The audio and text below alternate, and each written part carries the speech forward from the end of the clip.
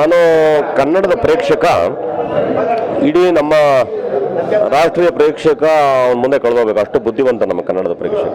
ಆತ ಒಂದು ನಿರ್ಣಯ ಮಾಡ್ದ ಅಂದರೆ ಆ ನಿರ್ಣಯನ ಬದಲು ಮಾಡೋಕ್ಕೆ ಯಾರ ಕೈಯಿಂದಲೂ ಆಗೋದಿಲ್ಲ. ಅವರು ಈ ಚಿತ್ರದ ಬಗ್ಗೆ ಯಾವತ್ತೋ ನಂಬಿಕೆ ಇಟ್ಕೊಂಡಿದ್ರು, ಆ ನಂಬಿಕೆ ಇವತ್ತು ನಿಜ ಮಾಡ್ಕೊಂಡಿದ್ದಾರೆ. ಯಾವ ಬಂದಿದ್ರು ತಲೆ ಕೆಡಿಸ್ಕೊಂಡಿಲ್ಲ. ಇವತ್ತು ನನಗೆ ಅದೊಂದು ಬಹಳ ಭಯ ಇತ್ತು ನನಗೆ, ಯಾಕಂದರೆ ನಾನು ವ್ಯವಹಾರಸ್ಥ, ನಾನು ತುಂಬ ಪ್ರಾಕ್ಟಿಕಲ್ ಆಗಿ ಮಾತಾಡೋದು. ಈ ಬಂದು ತುಂಬ ಎಫೆಕ್ಟ್ ಮಾಡಬೇಕು ಆ್ಯಕ್ಚುಲಿ, ಬಟ್ ಈ ಚಿತ್ರಕ್ಕೆ ಆಗಿಲ್ವಲ್ಲ, ಅದಕ್ಕೆ ನಾನು ರಾಯರಿಗೂ ಒಂದು ಧನ್ಯವಾದ ಅರ್ಪಿಸ್ತೀನಿ, ನನ್ನ ಪ್ರೇಕ್ಷಕರಿಗೂ ಧನ್ಯವಾದ ಅರ್ಪಿಸ್ತೀನಿ. ಆ್ಯಕ್ಚುಲಿ ನಾನು ಭಾಳ ಫೀಲ್ ಮಾಡ್ತೀನಿ, ರಮ್ಯಾ ಟ್ರೈನ್ನ ಮಿಸ್ ಮಾಡಿಕೊಂಡ್ಲು. ಆಕೆ ಏನಾದರೂ ಮಾಡಿದಿದ್ರೆ, ಬಹುಶಃ ಅವಳಿಗೆ ಋಣ ಇದ್ದು ಮಾಡಿದಿದ್ರೆ ಇವತ್ತು ತುಂಬ ಹತ್ರಕ್ಕೆ ಹೋಗ್ತಾ ಇತ್ತು, ಜನರ ಹತ್ರ ಹೊಟ್ಟೋಗ್ತಾ ಇತ್ತು. ಅದು ಏನೋ ಅವ್ರಿಗೆ ಋಣವಿಲ್ಲ ಏನೋ ಗೊತ್ತಿಲ್ಲ ನನಗೆ. ಅದು ಭಾಗ್ಯ ಅವ್ರ ರೊಟ್ಟಿ ಜಾರಿ ಇವರು ಏನೋ ತುಪ್ಪಕ್ಕೆ ಬಿತ್ತು ಅಂತಲ್ಲ, ಹಂಗೆ ಹರಿಪ್ರಿಯನಿಗೆ ದೇವ್ರು ಬರೆದಿದ್ದ ಅಂತ ಕಾಣುತ್ತೆ. ಹಾಗಾಗಿ ಅವಳು ತಗೊಂಡು ದತ್ತಣ್ಣ, ಅನಂತನಾಗು, ಕೆಲ ನಟರು ಏನಿದ್ದಾರೆ ಕನ್ನಡ ಚಿತ್ರರಂಗಕ್ಕೆ, ಅವರೆಲ್ಲ ಒಂದು ರೀತಿ ಮಾಣಿಕ್ಯ ಇದೆ. ಅವ್ರ ಜೊತೆ ಆ್ಯಕ್ಟ್ ಮಾಡೋದು ನಮ್ಮದು ಪುಣ್ಯ, ಯಾಕಂದರೆ ಅವ್ರದ್ದೇ ಆದಂಥ ಶೈಲಿಗಳಿರುತ್ತೆ. ಅದನ್ನು ನಾವು ಕಲಿಯೋ ವಿದ್ಯಾರ್ಥಿಗಳ ಥರ ಇರೋದ್ರಿಂದ ನಾವು ಇನ್ನೂ ಅವ್ರ ಜೊತೆ ಸೇರ್ಕೊಂಡು ಕಲ್ತ್ಕೋಬೇಕು. ನನಗೆ ಫೇಸ್ಬುಕ್ಕು ಮತ್ತು ಟ್ವಿಟ್ಟರಲ್ಲಿ ಹೆಚ್ಚು ನನ್ನ ಹಿಂಬಾಲಿಸುವಂಥ ಆತ್ಮೀಯತೆ ಇರುವಂಥ ಪ್ರೇಕ್ಷಕರು ಇದ್ದಾರೆ. ಬೆರಳೆಣಿಸೋ ಜನ ಕೊಂಕ ಮಾತಾಡೋರು ಇದ್ದಾರೆ. ನಾನು ಎಲ್ಲರಿಗೂ ಒಂದು ಹೇಳೋಕ್ಕೆ ಇಷ್ಟಪಡ್ತೀನಿ, ನಾನು ಸುಮಾರು 6,500 ಟ್ವೀಟ್ ಮಾಡಿದ್ದೀನಿ. ನನ್ನ 6,500 ಟ್ವೀಟ್ಗಳಲ್ಲಿ ನೋಡಿದ್ರೆ ಸಮಾಜಮುಖಿಯಾದ ಮಾತೇ ಇರುತ್ತೆ ಹೊರತು ಯಾವತ್ತೂ ವೈಯಕ್ತಿಕವಾಗಿ ಯಾರಿಗೂ ಹಂಗಿಸೋದು, ನೋಯಿಸೋದಂಥದ್ದು ಕೆಲಸ ನಾನು ಮಾಡಲ್ಲ. ನಾನು ನನ್ನ ಟ್ವಿಟ್ಟರ್ ಅಕೌಂಟಲ್ಲೇ ನಾನು ಹಾಕಿರೋದೇನು, ಹೆಮ್ಮೆಯ ಭಾರತೀಯ ಕನ್ನಡಿಗ, ಈ ಎರಡೇ ಪದ ನಾನು ಹಾಕಿರೋದು. ನಾನು ಎಲ್ಲರಿಗೂ ಏನು ಹೇಳೋಕ್ಕೆ ಇಷ್ಟಪಡ್ತೀನಿ ಅಂದರೆ, ಹೇಳಿದ್ದೀನಿ, ಮೇಲ್ಪದರದ ಚರ್ಚೆಯ ಬಗ್ಗೆ ಬದಿಗೊತ್ತಿ ಒಳಗಡೆ ಇರುವಂಥ ಊರ್ಣವನ್ನು ಸವಿರಿ. ನಾನು ಮಾತಾಡಲ್ಲ, ನೀವೇ ಇನ್ನೂ ಲಕ್ಷಾಂತರ ಜನಕ್ಕೆ ಮುಟ್ಟಿಸ್ತೀರಿ ಈ ಮಾತನ್ನ. ಹಾಗಾಗಿ ನನ್ನ ಮೇಲೆ ಇಟ್ಟಿರೋ ನಂಬಿಕೆ ಸುಳ್ಳಾಗಲ್ಲ. ನೀವು ಬನ್ನಿ, ಏನು ಎಷ್ಟು ದಿನದಿಂದ ಕಾದಿದ್ದೀರಿ, ಅದಕ್ಕಿಂತ ಡಬಲ್ ಧಮಾಕ ಇದರಲ್ಲಿ ಇಲ್ಲ. ನಾನು ಯಾವುದೂ ಹಂಗೆ ಅಂದ್ಕೊಂಡಿಲ್ಲ, ಇದು ಆಕಸ್ಮಿಕವಾಗಿ ಬಂದಿದ್ದು. ಈಗ ಏನಾಗಿದೆ, ಕನ್ನಡ ಚಿತ್ರರಂಗ ಚೆನ್ನಾಗಿ ಶ್ರೀಮಂತ ಈಗ ಇತ್ತೀಚಿನ ದಿನಗಳಲ್ಲಿ.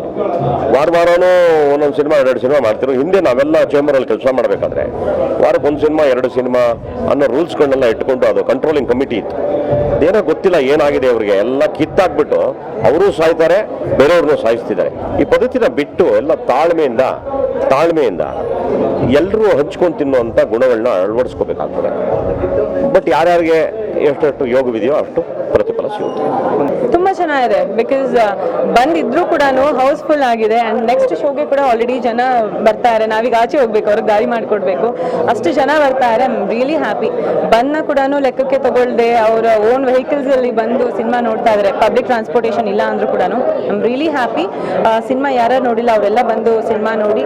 ಅಂಡ್ ಮೇಲ್ ನೋಟಕ್ಕೆ ಅದು ಡಬಲ್ ಮೀನಿಂಗ್ ಅಂತ ಅನ್ಸ್ಬೋದು, ಬಟ್ ಒಳಗಡೆ ಬೇರೆನೇ ಅರ್ಥ ಇದೆ. ರಿಯಾಲಿಟಿ ಆಫ್ ಲೈಫ್ನ ನಾವು ಹೇಳಕ್ ಹೊರಟಿದ್ದೀವಿ. So thank you so much. ಯಾರ್ಯಾರು ಸಿನಿಮಾ ನೋಡಿದ್ದೀರಾ, ಯಾರ್ಯಾರು ಅಪ್ರಿಷಿಯೇಟ್ ಮಾಡ್ತಾ ಇದ್ದೀರಾ. ಆಲ್ಮೋಸ್ಟ್ ಎಲ್ಲ ಕಡೆಯಿಂದನೂ ಕಾಲ್ಸ್ ಬರ್ತಾ ಇದೆ, ಎಲ್ಲ ಕಡೆ ಫುಲ್ ಆಗಿದೆ ಅಂತ. I am really blessed.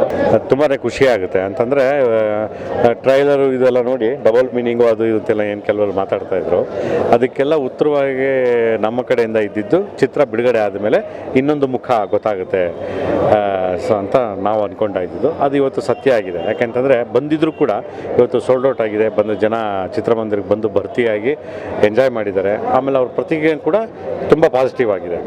So ಈಗ ಅದಕ್ಕೆ ಪೂರಕವಾಗಿ ಈಗ ನೆಕ್ಸ್ಟು ಮ್ಯಾಟ್ನಿ ಶೋನು ಕೂಡ ಎಲ್ಲ ಕಡೆ ಕರ್ನಾಟಕ ರಾಜ್ಯಾದ್ಯಂತ ಸೋಲ್ಡ್ ಔಟ್ ಆಗಿದೆ.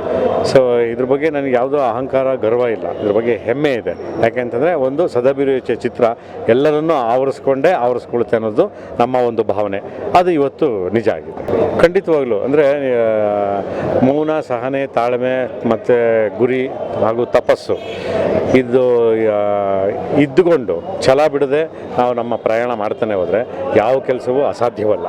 ಸ್ವಲ್ಪ ಸಮಯ ತಗೊಳುತ್ತೆ, ತಾಳ್ಮೆ ಪರೀಕ್ಷೆ ಆಗುತ್ತೆ, ಈ ಥರದ್ದೆಲ್ಲ ಒಂದಷ್ಟು ಆಗುತ್ತೆ. ಬಟ್ ಅದನ್ನೆಲ್ಲವನ್ನು ಗೆಲ್ಲುವಂಥ ಅಸ್ತ್ರಗಳು ಇವು ದೌರ್ಬಲ್ಯವಲ್ಲ. ಸೊ ಇವತ್ತು ಅದೇ ನನಗೆ ನಿರ್ದೋಷೆ ಆಗೋದಕ್ಕೆ ಅವೇ ನನಗೆ ಅಸ್ತ್ರಗಳಾಗಿದ್ದು.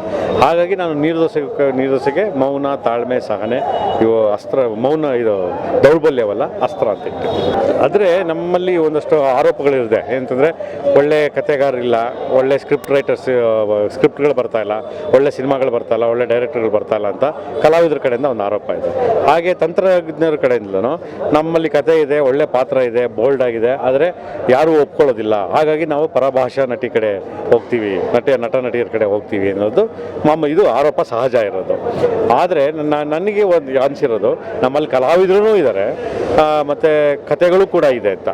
ಗಟ್ಟಿಯಾದ ಪ್ರಬುದ್ಧ ನಟನಟಿಯರು ಮತ್ತು ಕತೆಗಳು, ಚಿತ್ರಕಥೆಗಳು ನಮ್ಮಲ್ಲಿದೆ. ಆದರೆ ಅದೆಲ್ಲ ಒಂದು ಕಡೆ ಸಂಪರ್ಕ ಸೇತುವೆ ಇದೆಯಲ್ಲ, ಅದೆಲ್ಲ ಸರಿಯಾಗಿ ಆಗ್ತಾ ಇಲ್ಲ. ಸೊ ಈ ನಿಟ್ಟಿನಲ್ಲಿ ನಾವು ಕೆಲಸ ಮಾಡಿದಾಗ ಹರಿಪ್ರಿಯ ಅವರು ಇದನ್ನು ವೆಲ್ಕಮ್ ಮಾಡಿದ್ರು. ಆಮೇಲೆ ಅಲ್ಲಿ ನಂಗೆ ತುಂಬ ಖುಷಿಯಾಗಿದೆ ಏನು ಅಂತಂದರೆ, ಹರಿಪ್ರಿಯ ಅವ್ರಿಗೆ ಇದೊಂದು ಒಳ್ಳೆ ಕತೆ ಇದೆ ನಮ್ಮಲ್ಲಿ ಅಂತ ಅವ್ರಿಗೆ ಗೊತ್ತಾಯಿತು.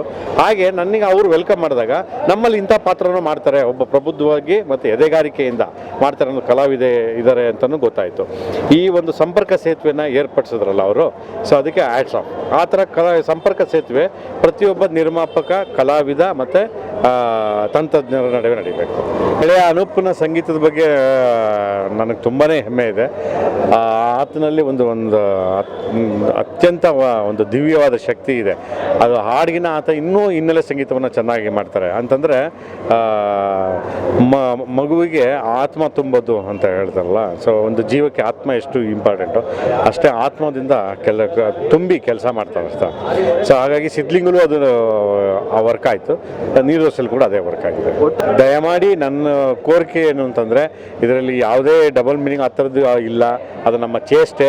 ಅದ್ರ ಹಿಂದೆ ಒಂದು ನಿಮ್ಮನ್ನು ಆವರಿಸ್ಕೊಳ್ಳುವಂಥ ಒಂದು ಗಾಢವಾದ ಕತೆ ಇದೆ. ಅದು ನೀವು ಸಿನಿಮಾ ನೋಡಿದಾಗಲೇ ಗೊತ್ತಾಗೋದು. ದಯವಿಟ್ಟು ಮನೇಲಿ ಕೂತ್ಕೊಂಡು ಟಿ ವಿಲಿ ಬರುತ್ತೆ, ಅಲ್ಲಿ ಬರುತ್ತೆ ಅಂತ ನೋಡಬೇಡಿ. ಚಿತ್ರಮಂದಿರಕ್ಕೆ ಬಂದು ನೋಡಿ, ನಿಮಗೆ ಅದು ಅನುಭವ ಆಗುತ್ತೆ. ನೀವು ಚಿತ್ರಮಂದಿರ ಬರೋದ್ರಿಂದ ಚಿತ್ರಗಳು ಗೆಲ್ಲುತ್ತೆ, ಕನ್ನಡ ಚಿತ್ರರಂಗವು ಸಮೃದ್ಧವಾಗುತ್ತೆ.